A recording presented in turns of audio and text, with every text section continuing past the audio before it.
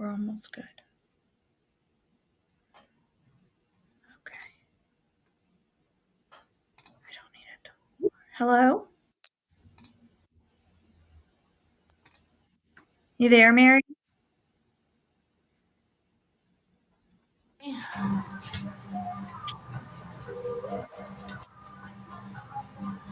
All right. I like your music in the background. Yeah, I'm upstairs today. My son's been a little monster, getting into anything and everything he can. um, I have a dietetic intern with me today, Courtney. So she'll listen in and chime in if she feels like it. Awesome. And then do we add one part to the show about different things that have potassium besides bananas? Yeah. Yeah, absolutely. Hi, Linda. Hello. I'm glad you asked about potassium because that's the one thing Ron, when he was in the hospital, they said he was very low in potassium. Your husband called me this morning to remind me to talk about Oh, it he's today. so silly. He never tells me anything. He's so funny. But I know like sweet potatoes also have potassium, don't they? Yeah, they do. Yep. Actually, all potatoes, white potatoes and sweet potatoes, are both high in potassium. Okay. But yeah, so we can do show introduction and then start off with high potassium foods. Okay. Well, good afternoon, everyone. This is Optimize My Life show brought to you by the Hope Collection. And today we have the privilege of hearing from Beth Wyman, who is a registered nutritionist, dietitian, all around expert on what we should eat and even what we shouldn't eat, and just she has such a, and I love how it says here, Fad-Free Food with Beth serves up honest, no nonsense nutrition talk, no fads, no guilt, just real food, real tips, and real results to help you feed your body without overeating. So, welcome, Beth. And I apologize, I haven't been on for a couple of weeks, and so I have missed the show and missed speaking with you guys. So, also on the air is, um, I'm sorry, is Mary Stanley. I got distracted a minute. Um, and so we have some wonderful information to learn about. So take it away, Beth. Yeah, thank you. And I think I said it before you got on, Linda. I also have a dietetic intern with me, Courtney, Oh, today. wonderful. So she'll jump in if she wants to, or just listen to the process and see other things Right. dietitians can do. All righty. Um, Hello, Bethany. no, Courtney is her name. Courtney. Courtney. I'm sorry, I heard it wrong. That's Courtney. okay. Hello. Hello. So, I thought that this would be a good place to also talk about the process of becoming a dietitian and doing a Mhm. little bit on that. Um, so the requirements changed last year. And so not only do you need a bachelor's degree in something related to health, food and nutrition, and containing the coursework required to sit for the national exam to be a registered dietitian nutritionist, you also now need a master's degree in related coursework to sit for that exam. So, part of that is that you also need to complete an internship. And quite a few programs combine the master's degree with the internship so that you're doing it all at once. And the internship rotations are folded into your coursework as well. But that is what Courtney's doing right now is just the internship hours piece of it. She's already done the undergrad and the graduate degree and is now doing the internship hours. So she'll rotate through a bunch of different areas where dietitians can potentially work, see how everything happens in real life, right? So look, looking at hospital work, both inpatient and outpatient, looking at community work, which is where we're sitting right now. So doing education to the public, as well as completing like a needs assessment and seeing what the surrounding community actually needs and where things are lacking and what could be a value add to the community for their overall health. And then also in food service, which I think that kind of gets forgotten in the general narrative of what dietitians do. Um, but specifically, my internship was focused on school food service. So I spent quite a bit of time in that arena. And the food service rotation focuses a lot on not just menu planning, but also management, staff management, kitchen management, um, and then adhering to regulations. So, what are the federal regulations? What are the DOH, so Department of Health regulations? What are the regulations for like having the appropriate types of recipes and the appropriate safety measures in place?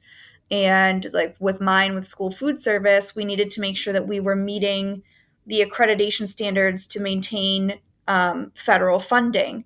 So there's a lot of different spots that dietitians fit into really the health and well-being space in general.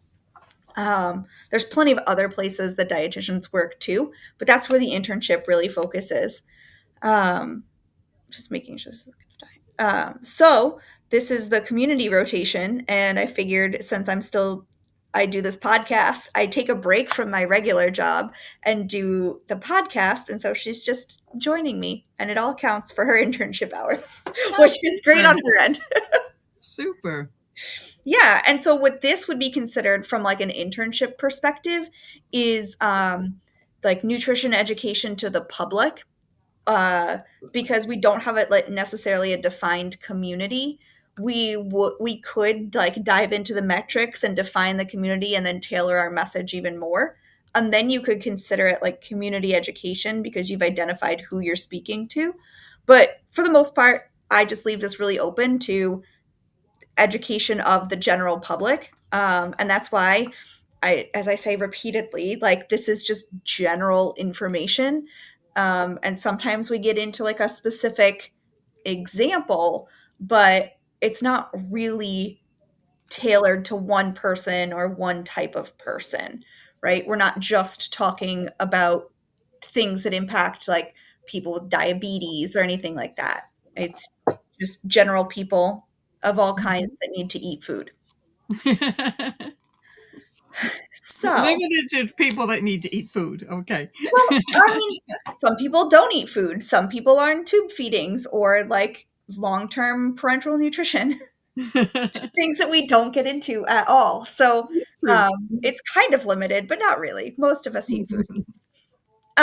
So your question, Linda, was about foods high in potassium. Yes. Um, so if you go and look up a list of high potassium foods, one thing to be careful of is what they're considering a portion. Because, like, I have a list pulled up right now, and it's giving me the amount of potassium in a cup of that food, um, which is not too bad. It's pretty, like, you can definitely eat a cup of these foods.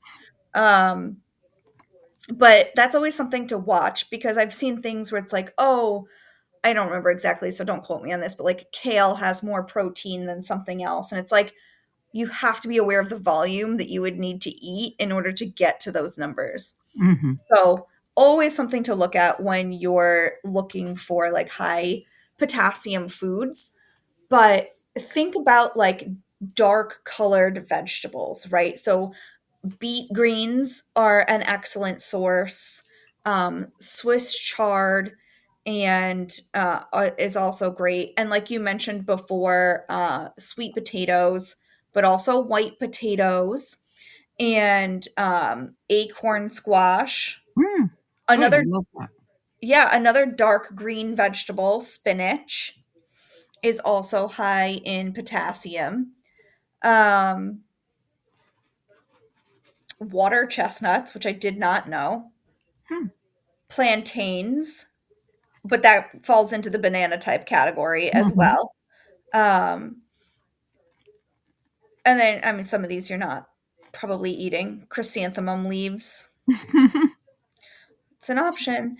Tomatoes are also high in potassium. Oh, good. Yep. Same with mushrooms. Mhm. Other dark green and bright orange vegetables, mustard greens, and pumpkin. I think we already said butternut squash. Oh no, I said acorn squash. Butternut Mhm. squash is also high. Dandelion greens.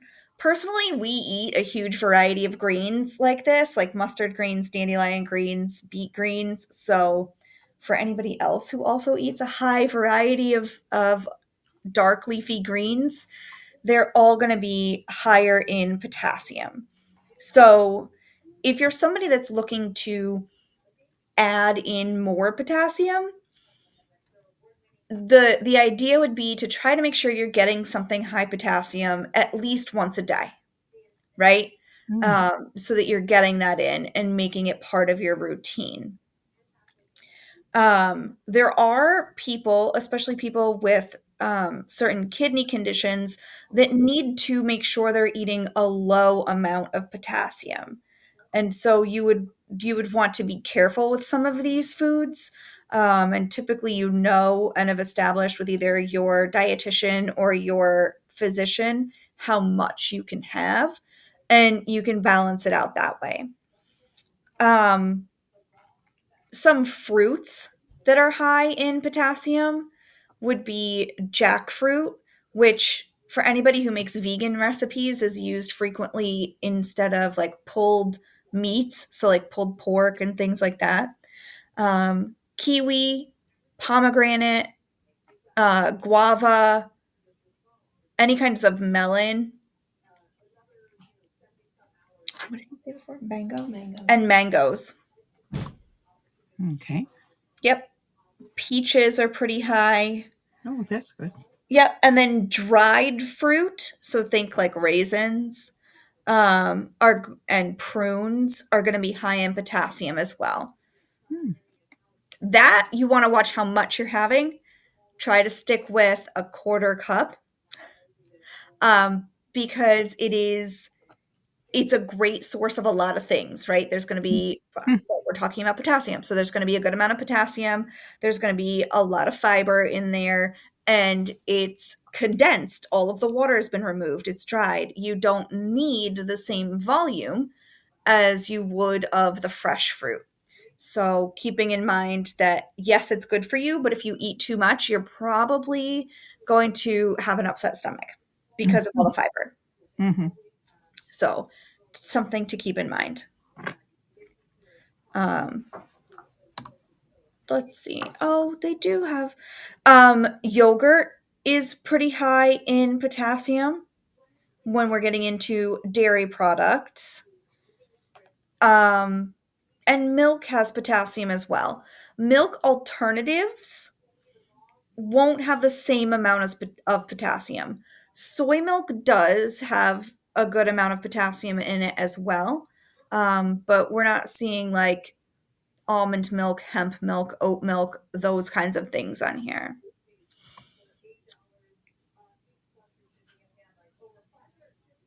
Primarily. And then in terms of protein foods, your highest levels of potassium are going to come from seafood. But then other types of meats will also have potassium. Tofu, again, that soy component, just like the soy milk, will have potassium. Oh, I love that they list. Where didn't I just see it? They do list deer. So Mm. for anybody that hunts, or you can actually buy venison some places as well. That deer meat, so venison, also is higher in potassium. Hmm. Higher than beef? No, beef is high. Ever so slightly, beef is higher. Oh. Hmm. Yeah, ever so slightly higher. Um, it looks like just red meat. I'm not seeing anything about chicken making the cut for this. Hmm. So, yeah. So hopefully that gives you some ideas in terms Yes, of um, adding in potassium foods. And yeah, like I said, trying to get in some every day and establish that habit and continuing to keep it up is how you'll get in enough of it. excellent. And quite a few of those are, excuse me, are ingredients um, that he likes and that wouldn't be completely out of the realm of normal eating, but Yeah, and I something to keep will him. actually what I'll do is I'll put the link to this Okay. in the show notes so that you have it and everybody else has it. I think if I just do this, I don't know. Can you correct me if I'm wrong, Mary? But I think that that should be in there now as a as a comment. It Um, is. And Yep, Perfect. Linda, I see where it. he's going to be happy is she didn't mention the bee fruit, a vegetable, The what the fruit? broccoli. Oh, Oh, the bee broccoli. vegetable. I know. He's so funny. But we all have our likes and dislikes, so That's the thing, is there's so many different options, like, pick a different one if you don't like Mhm. it. That's the thing, is that I'm I have an acorn squash sitting on my kitchen counter right now, so we'll perfect, do then go that. for that. Yeah. Oh, yeah. It lists broccoli rabe before 1 where's 2? But that's the Oh, the coolest part small of portion. having like the internet and AI programs is that we get so tunnel visioned, potassium, bananas only. Mhm. And Right. you start forcing to eat things that you really don't have to anymore. It's yeah, it is a wealth of knowledge to be able to have the internet at our fingertips, and then it's always good to know where you're getting the information from, right? So, like the link I shared is from dietaryguidelines.gov. I'm sure you can find high potassium lists other places too. But what I was really looking for out of this resource was like reasonable serving sizes, right? Of like, oh, it's a cup or a half cup or a quarter cup. It's not like 6 cups of greens to get to a certain amount of potassium Hmm. or something. Um, and then also listing exactly how much potassium is in that serving. For folks that might be listening to this and need to reduce their potassium and need to know that exact number. Um, so, yeah, always watching where it comes from. Because even with like, now I've noticed when you Google stuff, it's got the AI answer that shows at the top. Um, it has a link at the end of each little section to show you where it pulled the information from.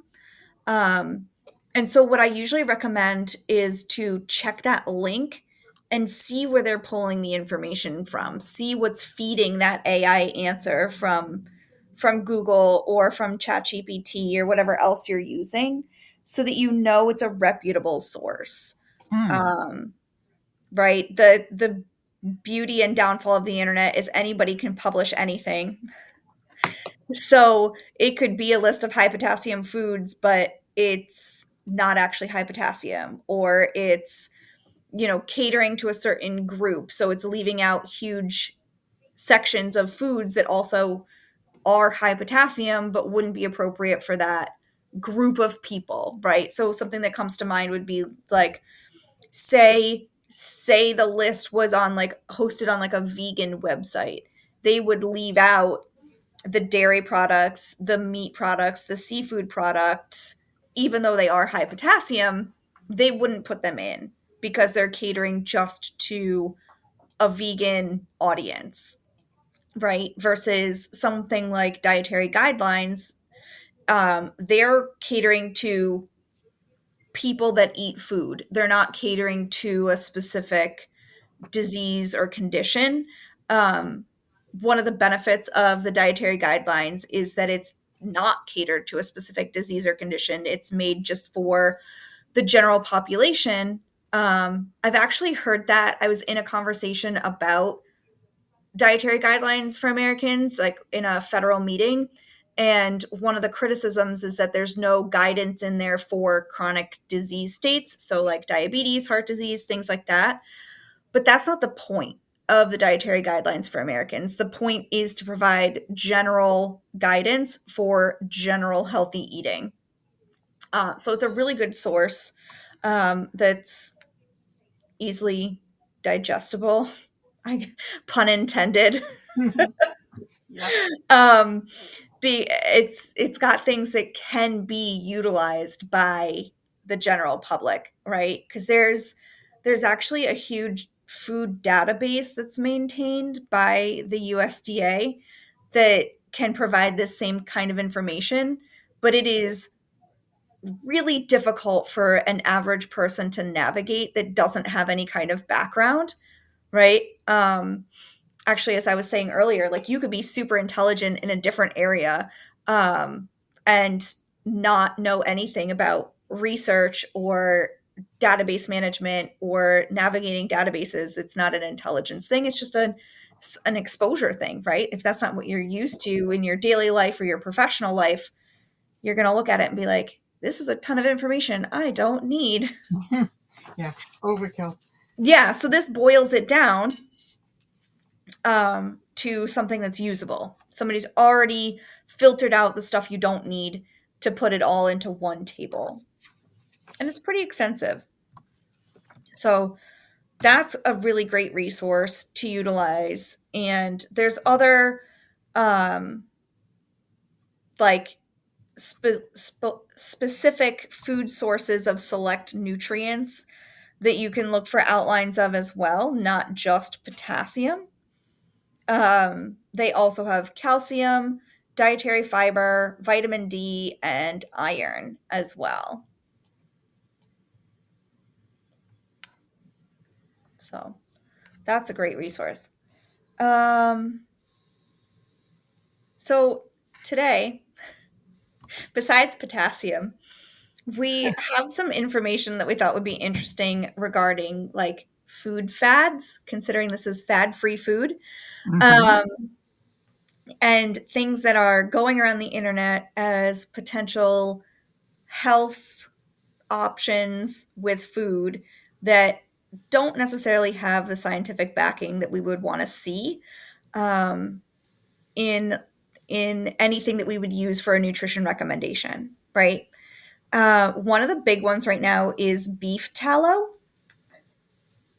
and I don't remember what it's used for. So there's beef tallow is a big one. Sea moss gel. Ooh, does Yes. not sound good. Yeah.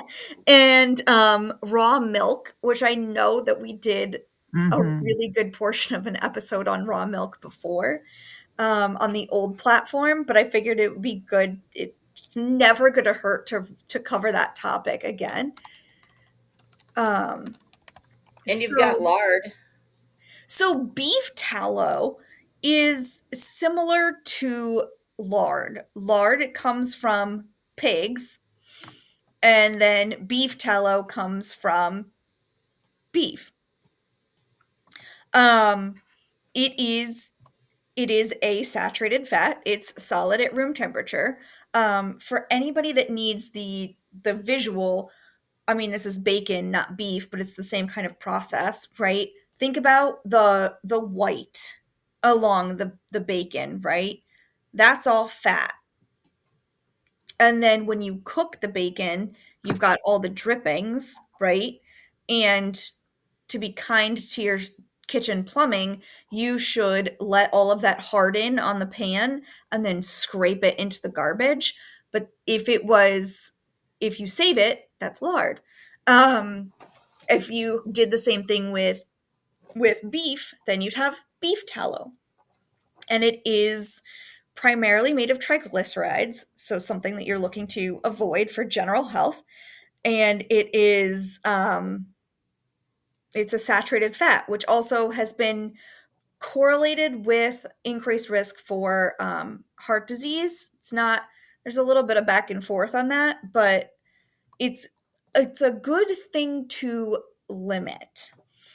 Um, what's out there now in terms of the health benefits of beef tallow is that it's a great moisturizer, which I mean, technically, I'm sure it is. Like any fat that you're rubbing on your skin is going to be a great moisturizer. So, like, you could do the same thing with like a stick of butter. Yeah. or like or like olive oil which or like any kind of oil or solid fat is going to do the same thing. It's not necessarily because it's a beef tallow. It does have a really high smoke point. So I know it came up that like fries should be fried in beef tallow instead of whatever's currently being used for fry oil. And it does have a high smoke point. It would be great for frying. However, it is still a saturated fat that you're trying to eat less of, not more of. Yeah. Um, do you have other health benefits that people are looking at from it? It's not so that it would be primarily utilized as like a different fat source, right? Um, thinking that it's like more I don't want to say like like a whole food, right? Or like less processed than an oil. Um, but at the end of the day, right? Be it be it solid fats, so think like animal fat, coconut oil, or or liquid fats like our seed oils, or avocado oil, things like that. It's all food that you only need in very small quantities. Hmm. And I mean need, like you do need fat content, but you don't need a ton of it. I know, and I'm pretty sure I've said this on here. I've had people that are like, "Oh, well, I'm using olive oil instead of butter." And I'm like, "That's great." But if you're using the same amount of both of them, like we still haven't gotten you to the point where we've shifted your macronutrient intake into a better spot. Um, it's not suddenly better, or a lot of times you have people that are like, "Oh, well, olive oil is healthy," or in this case, like beef tallow is healthy, so they use even more of it. And I really think that this is like an American thing where you think something's good, so you keep using more of it, thinking that more is always going to be better. Always better. Yeah. And it's really not. A lot of times it's not. So, uh, beef tallow is, you have to remember that it is, in fact, animal fat.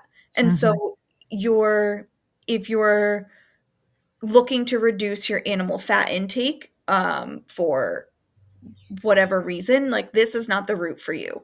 Um, Now, putting it on your skin for a moisturizer, I mean, sure. I mean, it's honestly thinking about it, like this is something that Native Americans did I going back however long. They used all parts of the animal, and the fat components of whatever they hunted were utilized for moisturizer. So I immediately think of bear fat because bear is a very fatty meat. And so like that would be a good source of fat to utilize for other things.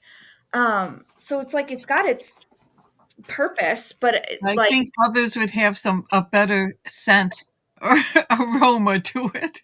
well, that's the other piece is like what I don't know if I don't know what it's the beef tallow that's being sold for skincare is like, and if it's got like a beef smell. Like I know, so I definitely save my bacon grease, right? Because it's like a nice treat to have eggs fried in bacon grease later. And so it's like a special thing that I sometimes have, right? So looking at moderation.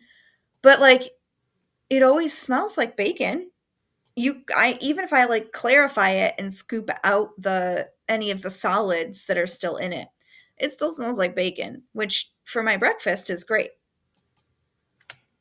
Um, I wanted to see, there's an article in Vogue from December about using beef tallow for skincare.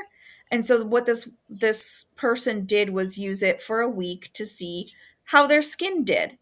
Um, Instead of their regular moisturizer, they used um, beef tallow.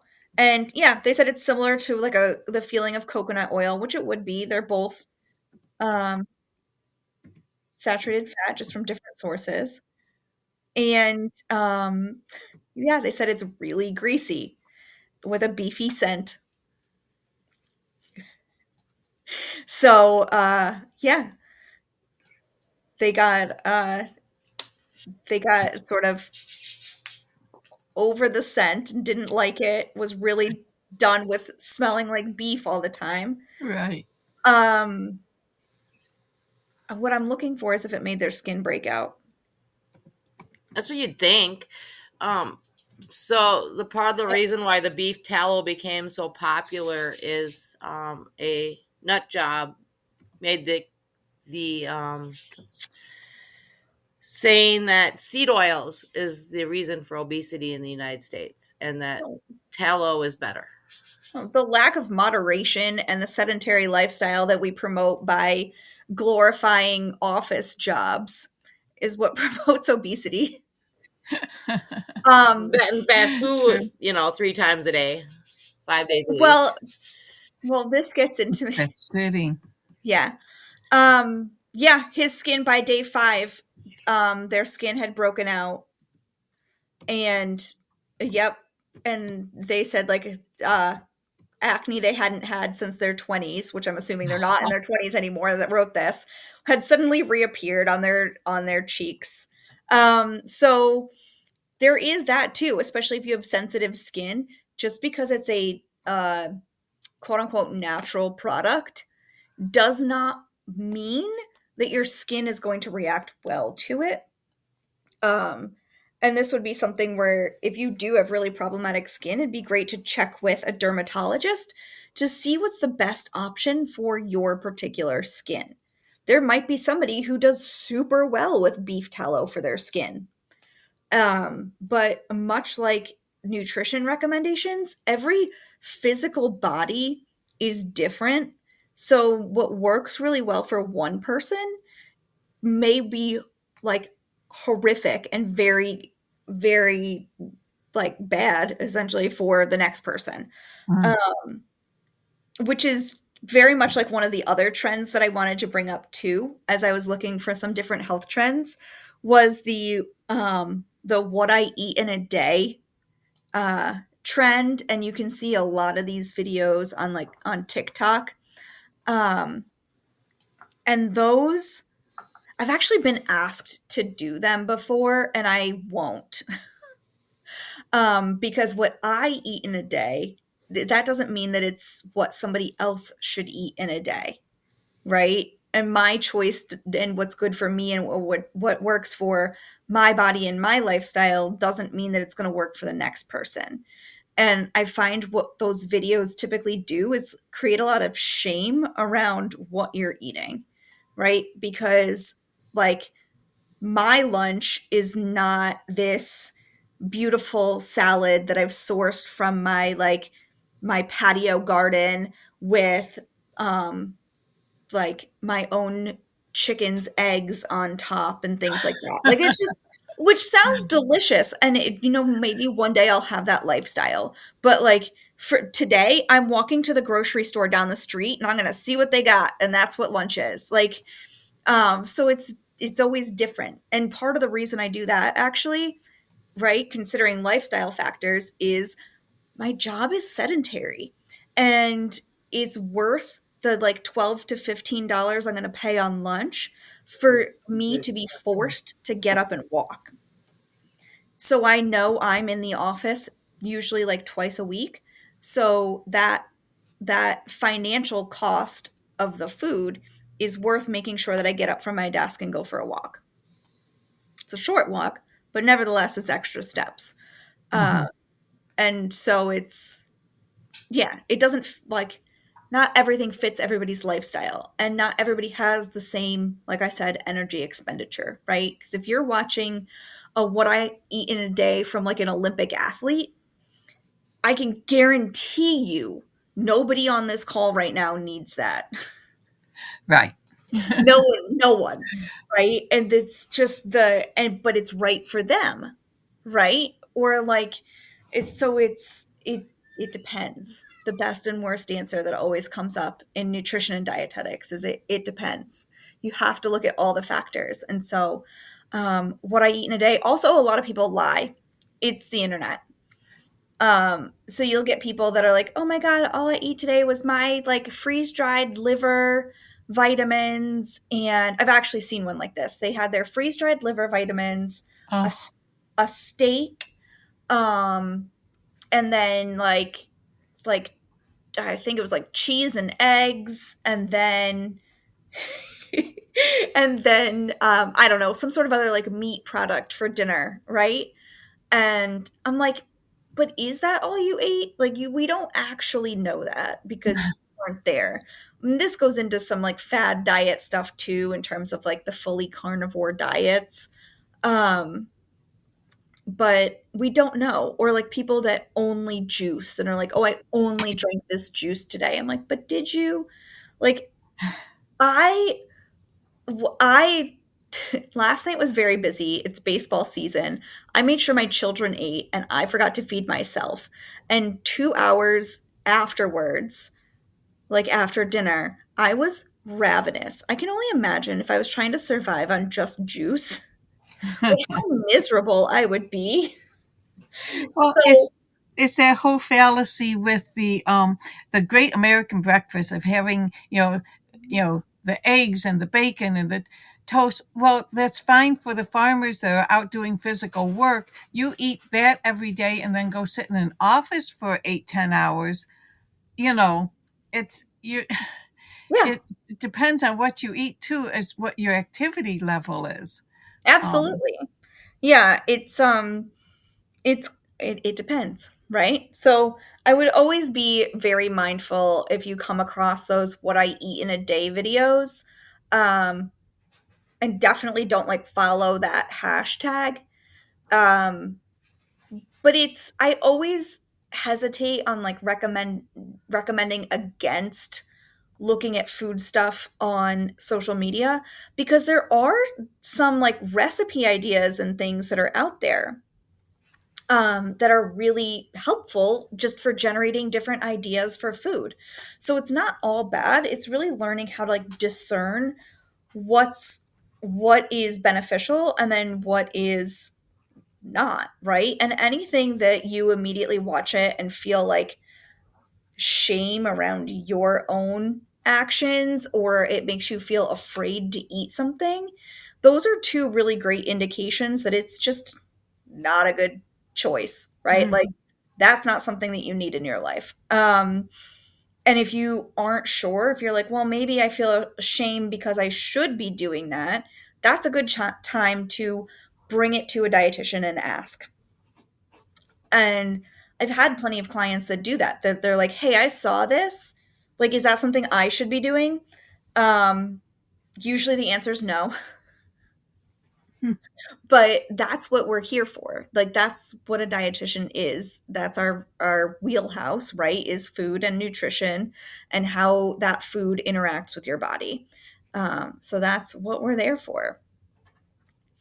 Um, let's scoot over to sea moss gel. Yes, Um, mm. So it is a good source of soluble fiber, which is a prebiotic. So there is a genuine benefit to the sea moss. Um, However, also remember that soluble fiber is something that you can find in fruits and vegetables, which, as we mentioned at the top of the show with potassium, there are so many different options of fruits and vegetables. So sea moss doesn't need to be your go-to um, for getting in that fiber. It's just a catchy option. You can get it even at Walmart now. Yep. Yep. So it is readily available if it is something that you felt you needed in your life. Um, but people think that they need this because it's going to like detoxify their body somehow. Um, I was looking for the other list of like things that it can do. And oh, well, of course. And Kim Kardashian posted about drinking it. That's part of this. And so one of my other rules of thumb is if you see something claimed as being a superfood, that's honestly like a big red flag for me because that's not a defined term. It's a buzzword for marketing, right? And a lot of times we really need to discern between, is this a defined term describing the food, or is this a marketing and advertising term to get me to buy it? And superfood is definitely one of those things that is out there to get you to purchase something. Um, What is the one I saw on? I didn't. I just clicked past it, but it was sea salt, pink sea salt, and apple vinegar. Um, and maybe there was something else too. I don't know because I didn't pay attention to it. to But drink it? to drink it, oh, the one on the ad, as before I clicked off, I had to stop taking it because I was losing too much weight. Oh God. Yeah. That's a health concern if you're suddenly losing too much weight and um and feel like you're not even doing anything, you should probably go to the doctor. It's honestly what, like, not to Yeah. scare people, but that's one of the first, not first, but that's like an indication that you might have cancer. And I've seen it where people are suddenly losing a ton of weight and they're like, I didn't change anything. And they don't feel sick necessarily. Mm. And then it turns out they have cancer Hmm. because cancer increases your metabolism. As just a function of the disease state. So that's something, if you're suddenly doing nothing different and losing lots of weight, really assess that you're not doing anything different, and then go get it checked out. So, Apparently, this was some diet thing. oh, oh yeah, the salt and apple cider vinegar. I've Yeah, never, I've never heard of combining the salt and apple cider vinegar together. I've pink salt. It had to be according to this pink salt. But again, I didn't. I was just an ad came up when I was searching around for Interesting. something else. Some influencer it, swore by it, and Netflix made a documentary on it. Wait, really? Yeah, apple cider vinegar.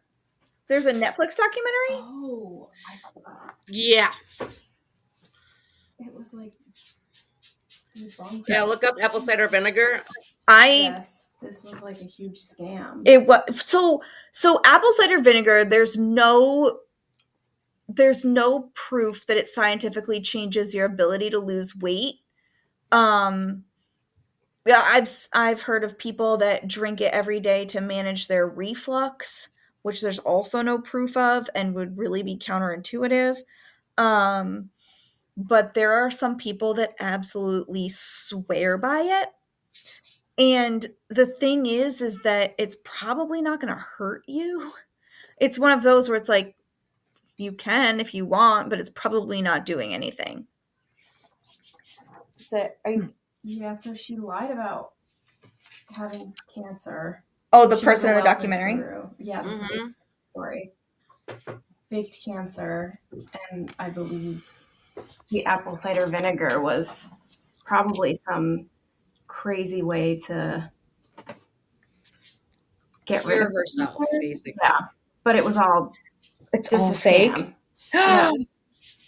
That's so I feel like there's so many, oh, this is going to cure cancer or help in your cancer treatment type nutrition. I don't want to say interventions, but they're more like scams that are out, right? Mhm, mhm. And when I was working in oncology, so with cancer patients, I worked with head and neck cancer patients. Um, but I had to talk to them about what things, yeah, sure, you can try it if you want, but it might not do anything. And there's a couple where I'm like, you can't do that because it's going to interfere with your treatment. Um, so you got to think during treatment, so chemo and radiation, you're trying to kill cells, right? You're purposefully creating these free radicals and killing cells. Um, so if you're doing a ton of stuff with antioxidants in it, you're going to lower the effectiveness of treatment. Right. So even though you're right, it's all natural. It is food that you would be eating anyway. It's the dose makes the poison. So it's like how much of it you're having becomes an issue. Um, yeah. So we started this with sea moss, and it is also a good source of iodine for anybody that is, I don't know, prone to goiters and needs extra iodine, or say you're on like a super low salt diet and needed more for some reason. This would be another way to get it. But I feel like part of what happens with this marketing is anything like this, we're like, yeah, I guess it could work. You're, it's marketed as the only solution, right? And that's not the case. This is not, oh, it's got potassium too. Oh. But as we talked about before, there's plenty of other readily available sources of potassium that are much more palatable. Um, I mean, if you enjoy sea moss, more power to you, go for it. But it's important to keep in mind why you're looking at it. I put this under supplements, right? For the sea moss, the way that it's done. It's important to look at why you're looking for a supplement. What benefit are you trying to get? If you're trying to get more potassium and more fiber, you can do the same thing with a leafy green vegetable, or right? So there's plenty of options. Anything that makes you feel tied down to like you need to eat this one specific food probably isn't fully accurate and is probably trying to sell you something. Um, we have such a wide variety of options available to us that I don't like absolutes. So I'm not going to say that's never the case, but I'll say almost never the case. There's always something else that's going to give you the same type of benefit, or a combination of foods that's going to give you the same type of benefit, right? Think about like even something as big as people that eat meat and people that don't, right? One of the big things that vegetarians will complain about is that people are like, oh, well, where do you get protein? It's like there's so many other options besides just meat for getting your protein. And from the dietitian perspective, we're also looking at, are you getting complete proteins and the full amino acid profiles that you need, as well as the amount of B12 that you need, because that's naturally found in our meats. But there's other ways to get it. You just got to make sure it's balanced. Um, there's there's almost always other options. So I guess for CMOS, if you really feel the need, you could. It's not going to detoxify you. It's not going to give you some sort of metabolism boost, like this is also saying on here. But if that's how you choose to get in your iodine and your potassium and your fiber, I guess you can. Like it's not going to hurt for in terms of general nutrition, but it is not a cure all for sure. Um, on here too, it's saying that some people take it to try to manage their hypothyroidism. Um, I would be very careful trying to do any sort of nutritional management of your thyroid. As somebody with hypothyroidism, one of the biggest things is just making sure that you take your medication before you eat, like an hour or so before you eat, and not having it with food. That's the biggest nutritional management for hypothyroidism, is to separate your medication from your food, especially dairy products. Mm. Yeah, so there's not, because I've seen, if we're going to get into like thyroid health, I've seen like, oh, celery juicing is supposed to be helpful for your thyroid, which, so I guess personally, I've never tried any of the nutrition interventions for hypothyroidism because I just take my medication. And I will say that my levels are always better when I'm very mindful about the timing of my medicine and my food intake.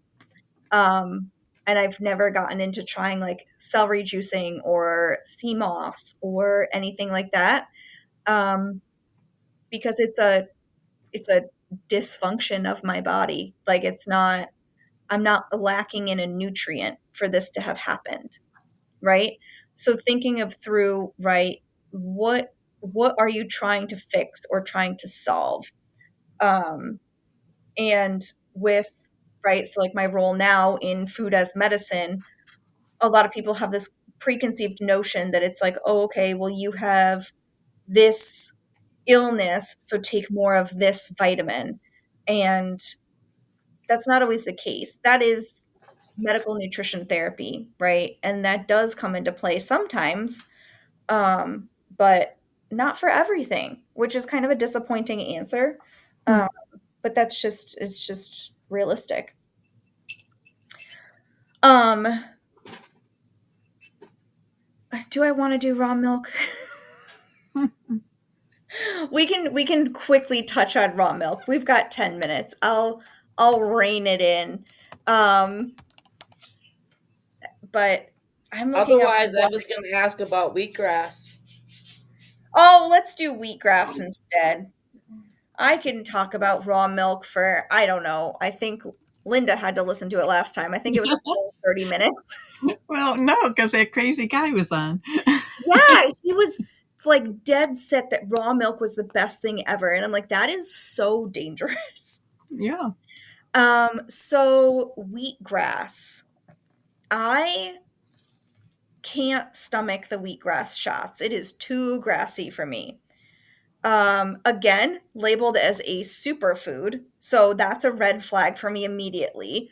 But I'll give it the benefit of the doubt. Let's take a little bit of look. It's saying that it aids in digestion and nutrient absorption, um, contains amino acids, vitamins, minerals, antioxidants, and yes, chlorophyll because it's green. Um, so to me, it's currently reading just like a green vegetable, right?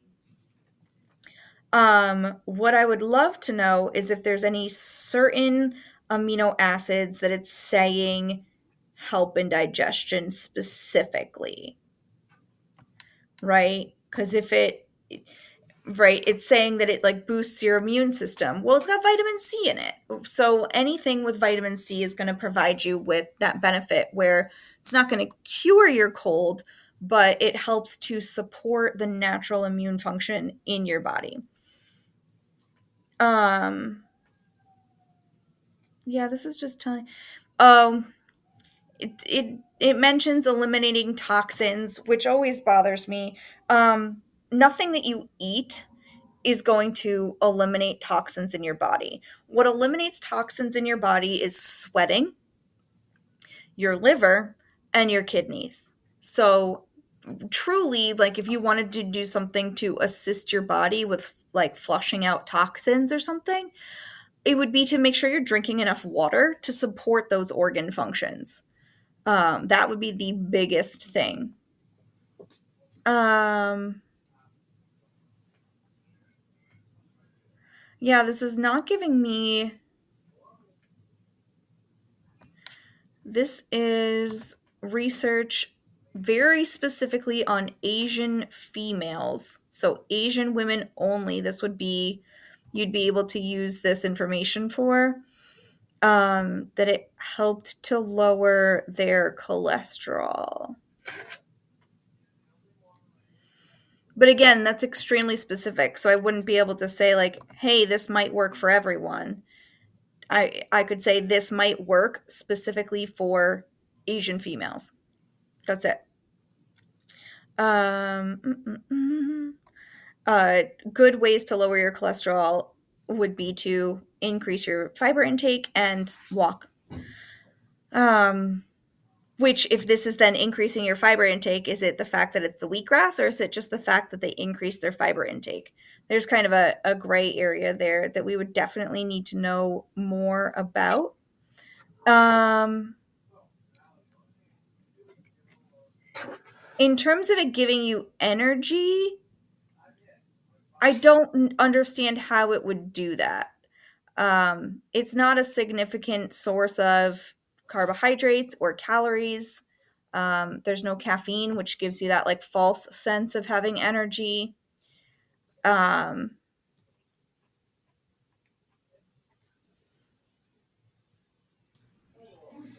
and these are wow, there's a lot of different health claims: diabetes control, cancer. I mean, it would be full of antioxidants, right? It's a very antioxidant dense shot. So if it's like cold and flu season and that's what you want to do to make sure you're having those antioxidants, you this could be an option. But again, anything that makes you feel like you need to take this specific, in this case, shot of wheatgrass, it usually means that you don't need to be doing it. There's oh, My question is, with a lot of these claims to it, how much of it is the actual food? How much of it's the placebo effect? so some of it can be a placebo effect. Um, let me look at this study with Asian women. Um, with the study with Asian women lowering their cholesterol, they did have a control group, so it was not a placebo effect. This is showing that it truly did have an impact. But again, what you would want to look at is it because it's wheatgrass or is it because it has fiber, right? And we know that fiber has an impact on cholesterol levels. So it's discerning, is the wheatgrass the magic option, or is it the fiber that's like not magic, but like the actual intervention, right? No, we should do it. You should do another show on that about how different cultures, different ethnic origins, different places you live, different foods have different effects. Uh, um, You kind of touched on it on one of the shows about like being down in the Caribbean with the fish and things like that, how they eat certain foods and they're healthier. But if like we went there and ate that because of the American lifestyle and how we are, we wouldn't be as healthy as they are. oh, I think where did we so what I it's usually the opposite way. It's usually that people come here and adopt our eating styles and lifestyle and end up really sick. Um in terms of like chronic disease and obesity. And then there are some differences in food production and then also just like different types of animals that are utilized. I'm talking about like different breeds of cows, not like cow to pig, like different breeds of cows and things that are utilized for food around the world. And so I think what I had mentioned at one point is I had a friend who is lactose intolerant, but when she and her husband were traveling, she could eat dairy products everywhere else. And in doing some more research in that, there's different, it comes down to like different breeds of cows essentially that are Mm-hmm. used. So there are like minute differences in terms of food supply in different areas that can impact like our ability to digest foods. But like, Um, um, the one that we were got into about was polar bear. I don't know how we got into that topic, oh, because of vitamin A. and how the liver or something of a polar bear is not Hmm. good for us, but the Inuits. They can eat some. Yeah, they can have some. They're still not like chowing down and eating the whole liver for sure. Um, but is it can be toxic depending on how much you eat. Um, so it depends. Yeah. But like you have the Um, Asian cultures who eat a lot of noodles, a lot of rice, and a lot of more starchies compared to like what we do here. they do end up with diabetes in older age. And then it becomes a cultural issue with how do you say don't eat as much rice or as much of the like of any kind of noodle based dish. Um, and then we teach like moderation. But yeah, that's interesting to look at actually as like um Asian culturally appropriate like Asian food um versus the American diet and the amount of same with Hispanic cultures too actually the amount of rice that's consumed and the fact that they can maintain healthier weights, but you have to look at what they're having with it, right? Like there's also substantially more vegetables that are consumed and beans that are consumed as well. So it's a completely different pattern. And I feel like what we try to do is like pull certain things and are like, oh, well, they do this. Maybe if I do this one thing, Yeah. my health will be better too. And it's like, no, you need to do all of it. So like you need to also start eating kimchi. You need to have limited amounts of animal products and use more beans and soybeans and things like that and sprouts and um, that helps to increase their fiber intake, right? um, and the more fiber that you have when you're eating, the slower your digestion, so you're not going to get like blood sugar spikes after consuming like the white rice and things like that. um yeah, so it's a whole approach to how they're eating and how those eating patterns developed, um, that all work together. Oh, apparently, I don't know if this is true. I won't repeat it. I was looking up facts about polar bear liver and I just realized that that was not a good source. So I would need a good source before I repeated any of these facts that I'm finding. Well, the next time I run to eat a polar bear, I'll keep that in mind. So, Did you know that that is one of our only natural predators? This show's over, but I feel like this is very important. Polar bears are a natural predator of humans. They will hunt us out and eat us. oh, Wow. I did Yeah. not know that. So on the Alaskan pipeline, I'm a wealth of like strange trivia. On the Alaskan pipeline, there are people where it is their sole job to patrol for polar bears and protect the people that are actually working on the pipeline. oh, yeah. Hmm. I have friends that were stationed up there. They said, they would sit for days waiting for you. Yeah, Oh, you're good eats. huh. Yikes. Yikes. Well, So It's one of the only places where you could actually carry a loaded weapon all the time with you. yeah, so you don't get eaten by a polar bear. Hmm. Um, all right. Well, well, thank you, we've done Beth. it. Thank Thank you. you. And thank you, Courtney. Thank you. Great. Anyway, so we're off to get Ron a heart monitor now. Oh, okay. So we are heading out. So, but thank you, gals. Yes. Appreciate it And so if much. anybody wants to follow along, you can always follow the show, leave comments. I love that because then it gives me ideas of what anybody else wants to hear about, not just what I want to talk about.